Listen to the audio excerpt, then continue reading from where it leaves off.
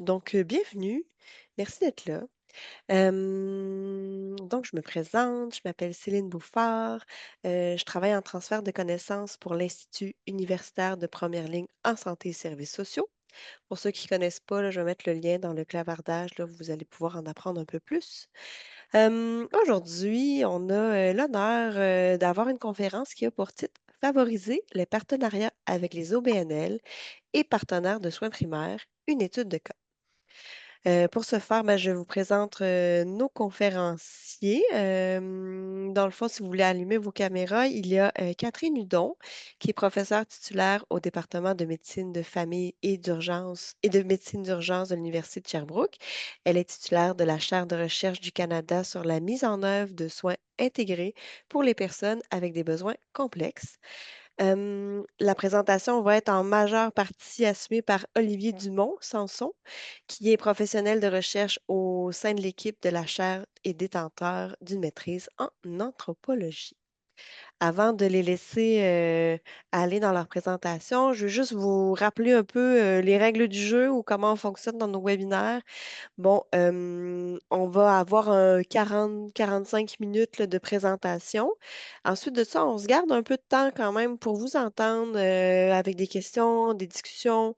Puis pour ce faire, là, ben, l'espace clavardage va être disponible, c'est sûr, mais il va y avoir aussi la possibilité de lever la main virtuellement et de vous exprimer de vive voix. Donc, la conférence est enregistrée, mais pas la période de questions. Voilà.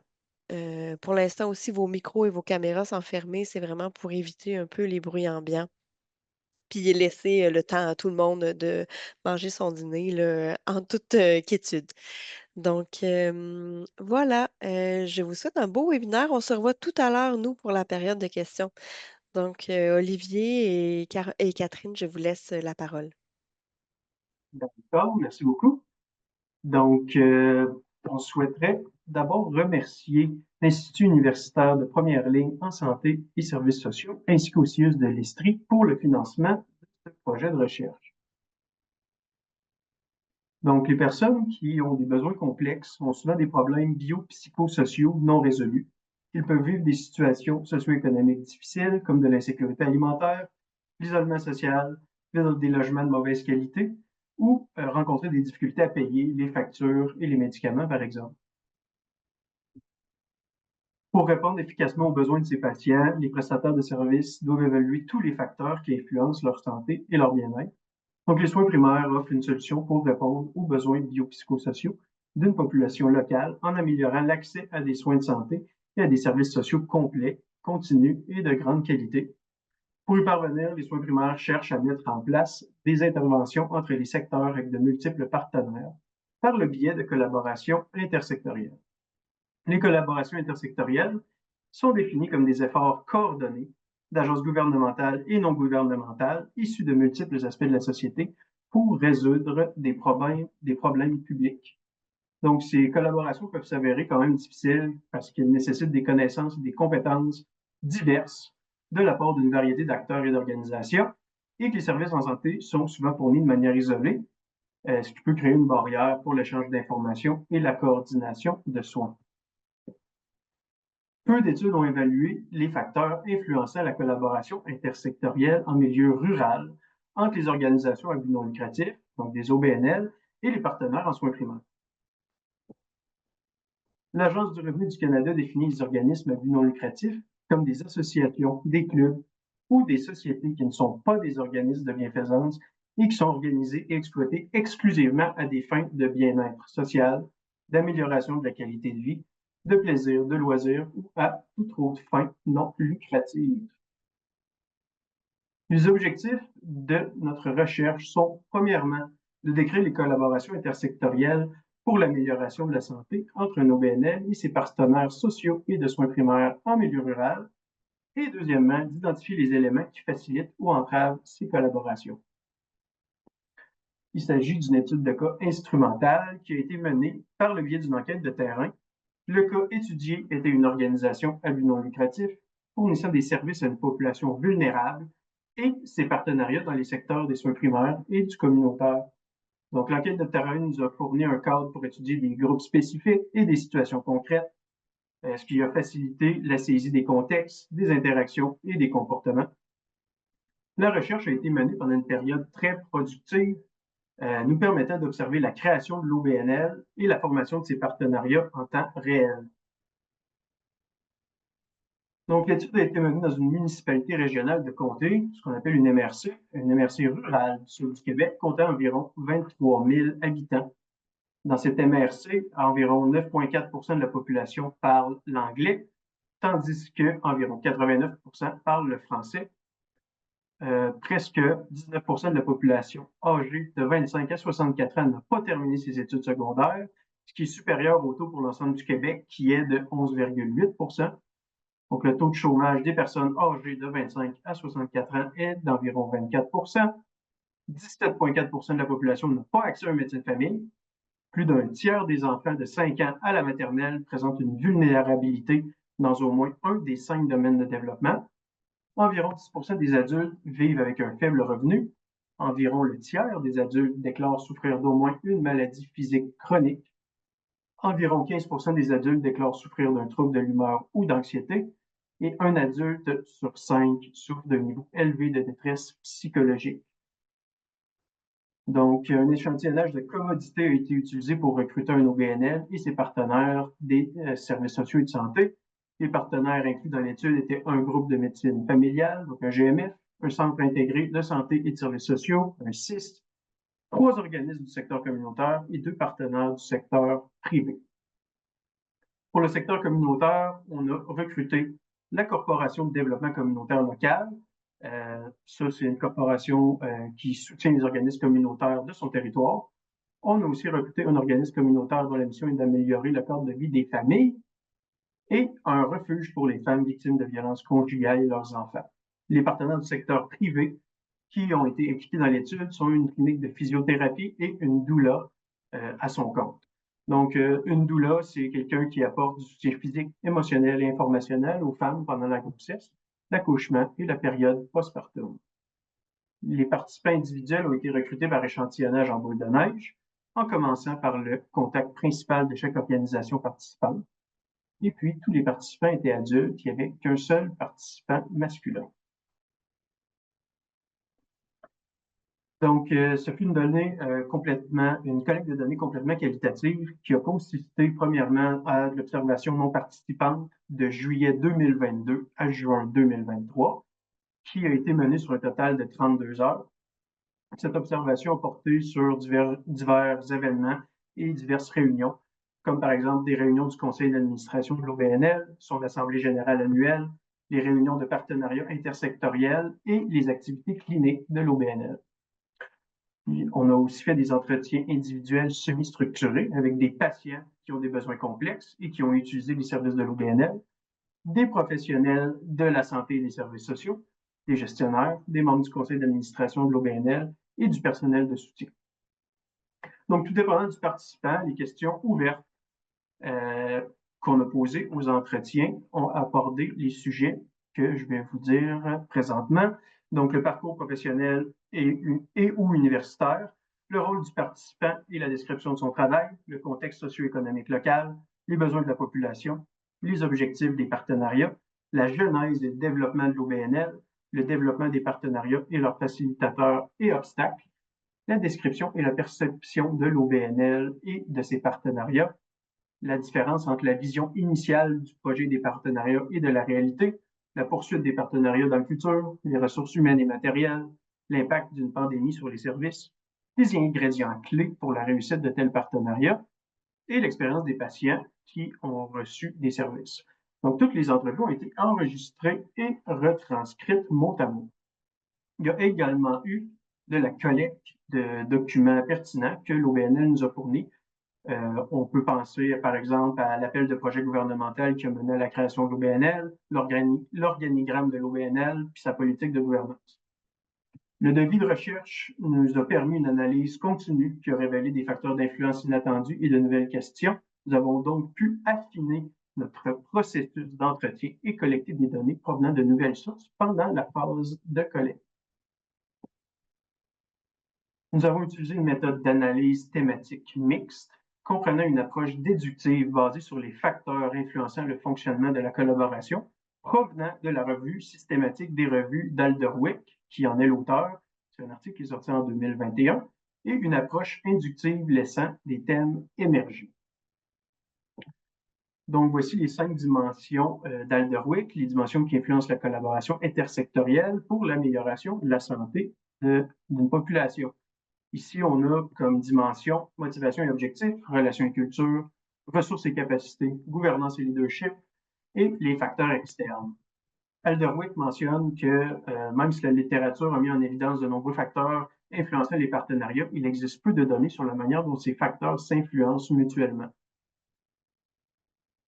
La crédibilité des résultats a été assurée par un engagement prolongé sur le terrain, une observation persistante, la triangulation méthodologique, le debriefing entre pairs et une validation de l'histoire de cas par les leaders participants à l'étude.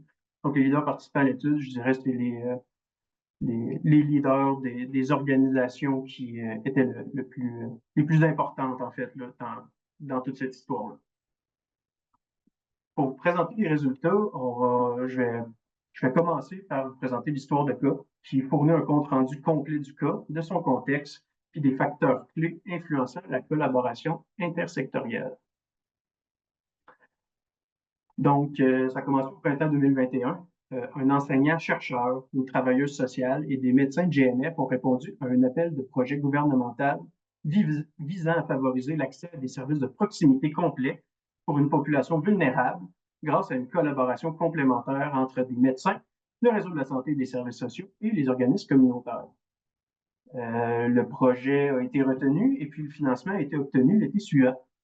Le GMF n'était pas autorisé à recevoir les fonds et les gérer, donc les initiateurs du projet ont demandé à un organisme communautaire familial de le faire.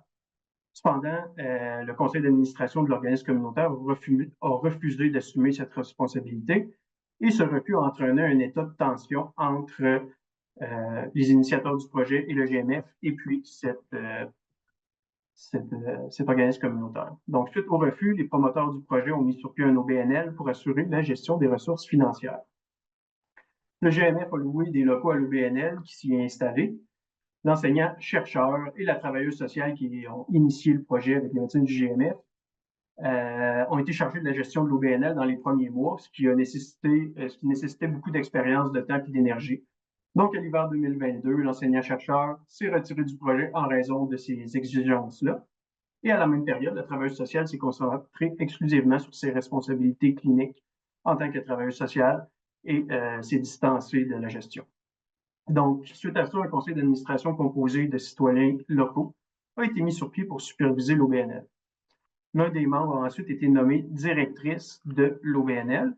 Et peu de temps après, la travailleuse sociale a malheureusement démissionné, invoquant une divergence d'opinion quant à l'orientation du projet. L'autonomie de l'OBNL a été renforcée par la nomination de la nouvelle directrice. Donc, il y a eu une rupture quand même assez notable dans la dynamique de communication entre le GMF et l'OBNL à ce moment-là, qui s'est accompagnée d'une divergence dans leur vision du projet et aussi finalement de méfiance d'un bord et de l'autre. Le GMF a exprimé son inquiétude et son irritation face aux récentes décisions prises par l'OBNL. Puis les employés de l'OBNL et du GMF ont été contraints d'endurer les litiges par, je dirais, les leaders des deux organisations.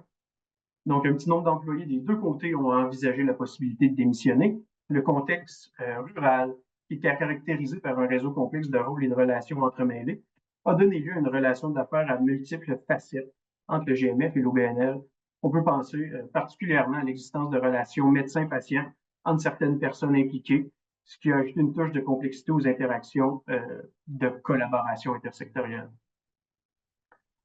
Quant au CIS, il était un peu insatisfait de l'absence d'une offre de service claire et délimitée de la part de l'OBNL, ce qui rendait difficile la prévision de la complémentarité et augmentait la crainte d'un chevauchement des services, ce qui pourrait affecter la qualité du service même et semer la confusion chez les patients. La direction de l'organisme communautaire familial est restée insatisfaite de son expérience antérieure avec les initiateurs du projet et a été réticente lorsque l'OBNL l'a approché pour une collaboration.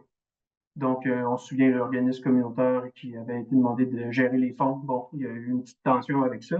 et puis est un petit peu réticent quand l'OBNL l'a approché pour une collaboration. Quant au privé, le centre de physiothérapie a été impliqué dès le début du projet. Donc, après plusieurs discussions, le cadre de la collaboration a été finalisé, y compris les procédures de référence, d'évaluation, de suivi et de rémunération. La communication entre le personnel de l'OBNL et le centre de physiothérapie a été super fluide et positive. Et puis, la collaboration avec la doula a été aussi facile là, à établir. À l'hiver 2023, la directrice de l'OBNL a démissionné, invoquant une charge de travail excessive et des relations conflictuelles avec certains médecins du GMF. Son manque d'expérience clinique rendait aussi ça un peu difficile, la présentation d'une offre de service définie, de rôle et de cadre de travail clair. Donc, une nouvelle directrice a été engagée. Cette nouvelle directrice n'était pas originaire de la région et ne disposait pas de ces liens multirôles que je vous ai parlé précédemment. Par la suite, un membre du personnel a démissionné de l'OBNL en raison des tensions persistantes, de retard dans la prestation des services et d'un manque général de motivation. La nouvelle directrice s'est quand même rapidement rendu compte que la mission de l'OBNL ne pouvait pas être accomplie dans les locaux du GMF. Donc, l'OBNL a établi un nouveau point de service près de l'ancien, en passant aussi à un modèle de gestion à l'interne. Par contre, certains médecins du GMF n'ont pas compris ou bien accepté cette décision, parmi d'autres décisions prises par l'OBNL à ce moment-là, et n'ont pas non plus été consultés à ce sujet, donc du déménagement et puis d'autres décisions prises par l'OBNL, puis ça a entraîné une augmentation des tensions et un sentiment d'aliénation. L'OBNL a continué à mettre en œuvre de manière proactive son offre de service, ce qui a suscité des inquiétudes parmi certains membres du personnel du CIS quant à un éventuel chevauchement des services. Donc, comme on peut voir, il y a plusieurs défis qui ont dû être relevés pour rétablir les partenariats, mais ils ont quand même été surmontés. Donc, au printemps 2023, une réunion officielle a eu lieu entre la direction de l'OBNL, son conseil d'administration et un médecin du GDMF pour discuter du partenariat. La réunion s'est déroulée dans un climat de transparence et d'honnêteté, ce qui a permis aux parties d'aborder les conflits actuels de manière constructive. Depuis cette réunion-là, la relation de confiance a été rétablie entre les deux organisations et le partenariat fonctionne maintenant bien entre le GMF et l'OBNL, du moins aux dernières nouvelles. En ce qui concerne le partenariat avec le CIS, l'arrivée de la deuxième directrice de l'OBNL a renforcé la coopération entre les deux organisations, comme en témoignent de nombreuses réunions conjointes entre le CIS et l'OBNL. Et puis la troisième directrice de l'OBNL a fait part au CIS de ses préoccupations concernant la possibilité d'un non-refinancement et de son besoin de soutien de la part de ses partenaires, donc de la part du CIS aussi. Cette transparence-là, de la part de la troisième directrice, a apaisé les inquiétudes du CIS concernant le dédoublement de services, même si ça reste une source de frustration, en particulier pour les acteurs cliniques. Les deux parties ont manifesté leur intérêt à travailler ensemble pour le bien de la population et se sont engagés à poursuivre ce travail quand même. Donc, dans le cas du communautaire, surtout avec l'organisme communautaire familial, la résolution du conflit a été facilitée par le fait que la deuxième directrice et un membre du conseil d'administration de l'OBNL connaissaient déjà bien la directrice de l'organisme communautaire et il y avait déjà une relation de confiance préétablie. Ça a permis d'établir un dialogue ouvert sur les raisons de la réticence à collaborer. Donc, ce dialogue-là a finalement abouti à un accord de collaboration avec les parties. Donc, bien que l'organisation familiale ait été le principal partenaire communautaire, l'OBNL a développé des liens avec d'autres organisations communautaires. Ces liens ont été cultivés par des demandes de rencontres, des explications mutuelles, des services offerts et des accords de référence. Donc, au total, on a 14 facteurs qui ont été identifiés comme ayant un impact significatif sur la collaboration intersectorielle avec l'OBNL. La plupart des facteurs ont des effets positifs et négatifs sur les efforts de collaboration. On peut penser, par exemple, à la quantité de ressources humaines qui a des effets à la fois positifs et négatifs sur la charge de travail, la motivation, l'atmosphère générale et la prestation de services. Par contre, le facteur de concurrence entre les partenaires n'a que des effets négatifs. Il est aussi important de noter que plusieurs de ces effets sont également des facteurs qui, à leur tour, ont un impact sur la collaboration. Par exemple, il a été démontré que le degré de vision partagé a un impact, entre autres, sur la qualité de la communication et le niveau de confiance, lesquels sont également des facteurs créant d'autres effets. Donc, il y a beaucoup d'interactions entre les facteurs. Aujourd'hui, on va vous présenter les 9 facteurs qui ont le plus influencé les collaborations intersectorielles. Donc, les voici ici à l'écran. Je vais les expliquer un petit peu en détail, une par une. Donc, le niveau de partage de la vision a influencé, entre autres, la clarté des objectifs, des rôles, des responsabilités et du corps de travail, la propension à la collaboration ou à la concurrence, les relations interpersonnelles, la confiance et la communication. Il s'agit d'un facteur important dont les effets sont considérables et ont un impact significatif sur la collaboration. Il s'agit sans doute du facteur le plus important à la base des efforts de collaboration, du moins de ce qu'on a observé. Et puis une vision commune a été identifiée comme une condition fondamentale de la qualité de la collaboration. Le niveau de confiance influence la communication, les relations, l'atmosphère et la volonté de collaborer. La confiance a été identifiée comme un élément fondamental de la collaboration. Lorsque la confiance fait défaut ou qu'il y a méfiance, les efforts pour parvenir à une collaboration saine et efficace sont quand même assez susceptibles d'échouer. La qualité des relations a un impact significatif sur la qualité de la communication, l'atmosphère générale de travail, les niveaux de confiance et de motivation. La présence de relations néfastes et l'atmosphère qu'elles créent ont conduit à de l'épuisement professionnel et même à de la démission. Ça a eu un effet néfaste sur la charge de travail du personnel restant et sur la qualité de la prestation des services. Le développement des relations personnelles et organisationnelles dépendait d'une communication efficace. Donc, la qualité de cette communication a un impact significatif sur plusieurs domaines, notamment le niveau de confiance, l'émergence d'attitudes passives-agressives, la cohésion intersectorielle et la clarté des objectifs, rôles, responsabilités et corps de travail.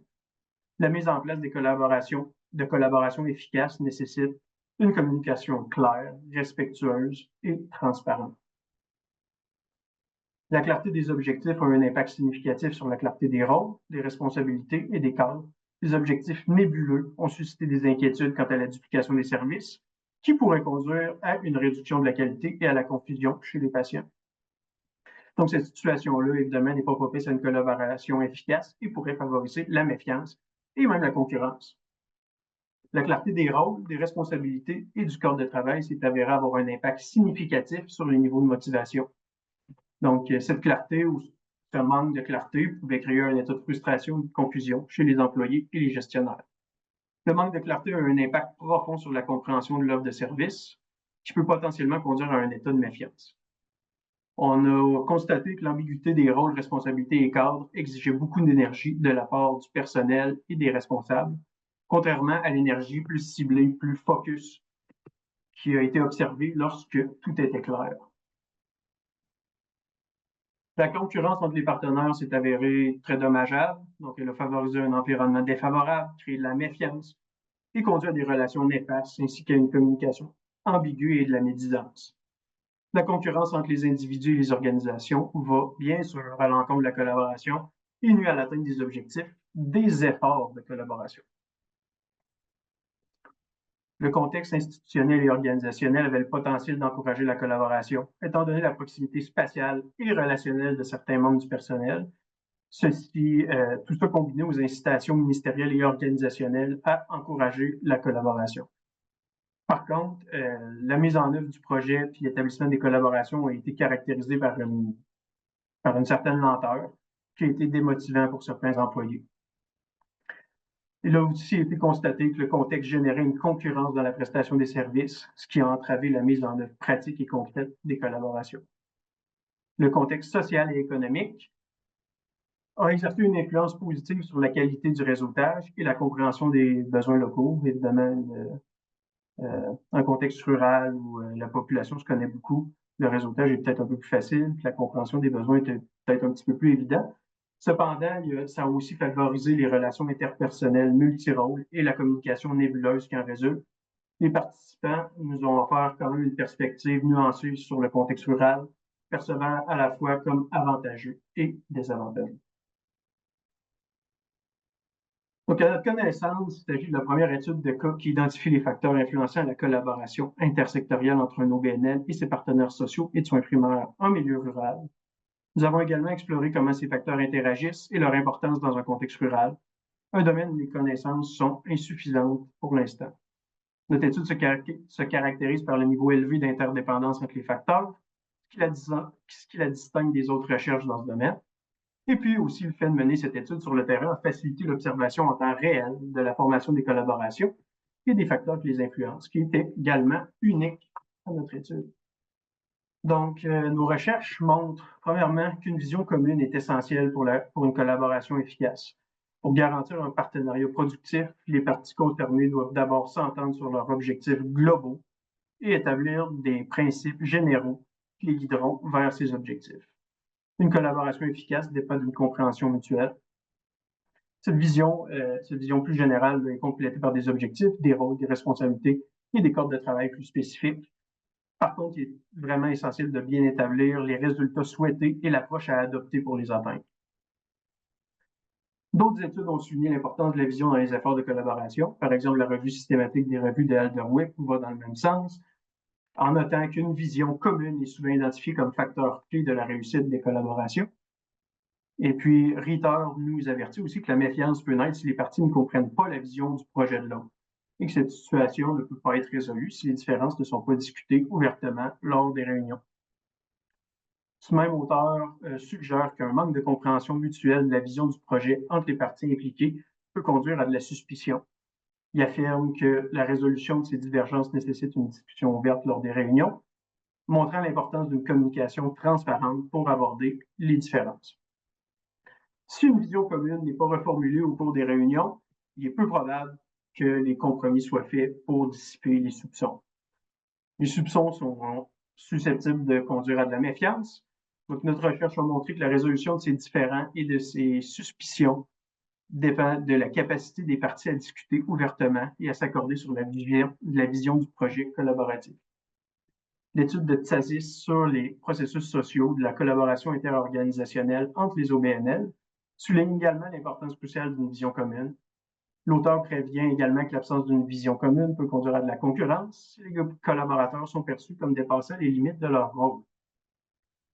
L'auteur suggère qu'une vision commune, associée à des rôles bien définis et à des objectifs complémentaires, conduit à une collaboration complémentaire et non redondante. Nous avons observé ce principe aussi, mais par contre, en raison des rôles et des objectifs qui étaient mal définis, les collaborateurs ont eu l'impression de duplication. La qualité des relations interpersonnelles et interorganisationnelles a également joué un rôle important dans l'établissement des collaborations que nous avons observées dans l'étude.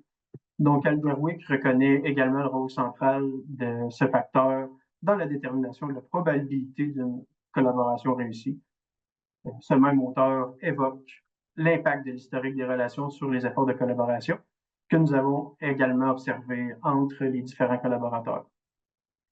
À notre connaissance, notre étude est la seule à aborder les relations multirôles qui sont plus courantes dans les environnements ruraux et leur impact sur la collaboration intersectorielle. L'évaluation réaliste de Van Vuuren a montré que la mise en place d'un projet entre des personnes ayant déjà travaillé ensemble constitue une base solide pour la confiance, ce qui est crucial pour la réussite de nouvelles collaborations. Donc, la confiance est avérée être la composante la plus critique des relations entre les individus et les organisations et a une influence profonde sur de nombreuses facettes de la collaboration, comme on l'a vu dans la section résultats présentée ultérieurement. Alderwick et bien d'autres auteurs soulignent également le rôle central que joue la confiance dans la réussite d'une collaboration.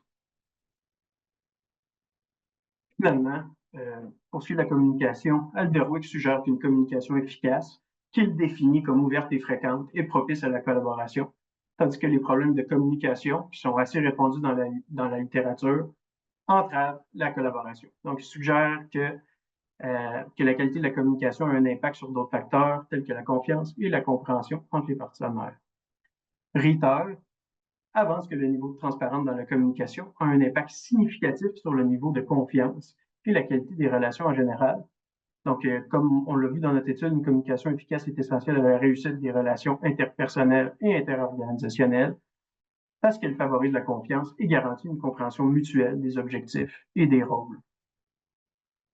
Van Vuuren est aussi en accord avec Alderwick sur l'importance d'une communication transparente et régulière. Cette communication-là facilite une compréhension partagée de la valeur individuelle de chacun, favorisant de cette façon-là un sentiment d'importance égale, ce qui encourage l'articulation des idées et des perspectives. Nous avons également constaté qu'un manque de communication, que ce soit en termes de fréquence, de transparence ou du niveau de convivialité qui se dégage des échanges influence aussi la perception de la valeur d'un collaborateur. Van Buren souligne l'importance d'articuler explicitement les objectifs et les rôles de chaque collaborateur, idéalement en début de projet, le plus tôt possible. Nous avons également constaté que l'incertitude des partenaires quant aux objectifs et au rôle de l'OBNL constitue un obstacle important au développement des relations de collaboration. Donc, cette incertitude des objectifs et rôles a un impact négatif sur le niveau de confiance, la qualité des relations et la motivation à travailler ensemble. Pendant plusieurs mois, il y a eu une crainte, quand même, une grosse crainte d'une duplication de services qui a été omniprésente et puis qui a entravé la mise en œuvre de la collaboration. En fin de compte, seule une communication ouverte, transparente et respectueuse a permis de résoudre les conflits entre les organisations et de faciliter la collaboration. Les limitations de notre étude. Premièrement, il s'agit d'une étude de cas unique dans un milieu rural bien défini du sud du Québec, ce qui évidemment ne la rend pas nécessairement applicable à d'autres régions du Québec, du Canada ou du monde. Cependant, il y a plusieurs études internationales qui ont montré des facteurs d'influence similaires aux nôtres. Et puis aussi, plusieurs participants à l'étude qui ont déjà eu de l'expérience de travail en dehors de la MRC étudiée, donc dans une autre partie du Québec, nous ont dit que les difficultés qu'ils ont rencontrées existent aussi dans d'autres régions du Québec et que ces conflits peuvent surgir partout où il y a des leaders qui ont un caractère fort. Il est aussi important de reconnaître que les entrevues ont été menées à un moment où il y avait beaucoup de discorde interpersonnelle entre les différentes personnes représentant les diverses organisations. Donc, il est plausible que les émotions fortes des personnes interrogées aient influencé leur réponse aux questions posées et que le fait de mener des entretiens à un autre moment aurait pu réduire l'impact de ces émotions et peut-être fournir une perspective plus objective ou bien juste d'avoir un petit peu plus de recul sur les réponses données. Finalement, nous avons mené qu'un seul entretien avec un homme. Les autres ont tous été avec des femmes, donc il aurait peut-être été intéressant d'inclure un plus grand nombre de points de vue masculins sur les questions abordées. La collaboration intersectorielle a été identifiée comme une stratégie efficace pour fournir des soins intégrés à une population vulnérable et complexe. Si les collaborations peuvent avoir un impact positif sur la santé des populations locales, leur mise en œuvre nécessite une vision commune, des relations saines et une communication transparente et respectueuse, parmi d'autres facteurs importants qu'on a nommés aujourd'hui. Notre étude fournit des conseils aux responsables de projets de soins de santé collaboratifs dans les zones rurales en les aidant à surmonter les défis potentiels et à accroître l'efficacité de leurs efforts de collaboration. D'autres recherches sont nécessaires pour explorer la collaboration intersectorielle dans les zones rurales. Ces recherches permettraient probablement de mieux comprendre les caractéristiques et les facteurs uniques propres aux contextes ruraux qui peuvent influencer les collaborations. Donc, je vous remercie beaucoup pour votre présence et pour votre attention.